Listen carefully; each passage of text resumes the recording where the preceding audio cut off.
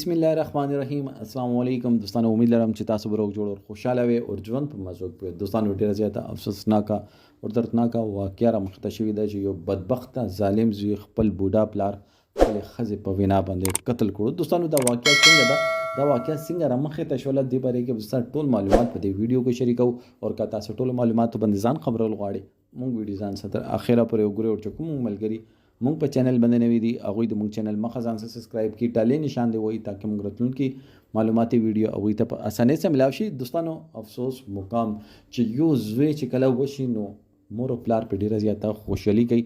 هغه زوی چې کله لوی شي روزګار باندې ولګي تعلیم خرچه پلار خپل هر یو خواهش چې دا هغه شاته پرېږدي او خپل زوی خواهشات ته ګوري، هغه خوشحالۍ ته ګوري او هغه زوی چې کله لوی شي روزګار باندې ولګي او الله پاک ورته ښه روزي ورکوي، هغه دومره ظالم شي چې خپل پلار سره ظلم شروع کړي او وارث داسې رسي چې کله واده وشي نو هغه انګور چې یو څو ورځې خاوند سره تېرې کړي نو بیا ورته یایي چې دا هر څه چې دا که نه دا ما خاوند کوي، تا پلار نن پورې تا دپاره کړي څه دي.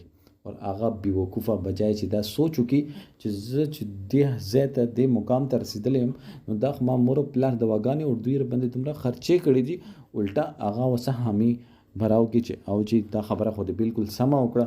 اور دوستانو داسې د دور شروع شي اور دې نه بعد کور کې لانجې اور ورو بیا خاوند دې حد پورې پوزې ته راولي چې خاوند دومره ظالم شي چې خپل بوډا پلار خپلو لاسونو سره قتل کړي.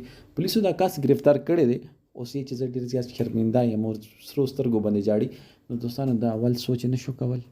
هغه بدبخته ښځه چې خپل کور یې وران کړو او خپل خاوند د معاشرې کې چې کوم حیثیت و چې کوم مقام ته هغه رسېدلی و هلته نه راوغورځولو ښکته. دوستانو دا ښځې بیا هم ملویږي خو مور و پلار دوباره نه ملویږي. ښځې ډېرې خو مور و پلار مقام هېڅکله تاسو چې ودونه وکړي نو ښځو ته هغه مقام ورکړي چې هم تاسو ته پکار ده چې هغه مقام د مور و پلار ده. نو تاسو ښځې نه مور و پلار جوړ کړي، ښځې کې دومره عقل وي تاسو دا سوچ وکړئ. دوستانو دومره افسوس خبره چې ما سترګو کې دې ټیم کې اوښکې دي، ما بدن رپېږي چې یو انسان دومره بدبخته او ظالم څنګه کېدل شي چې هغه خپلې ښځې په وینا باندې خپل پلار قتل کوي.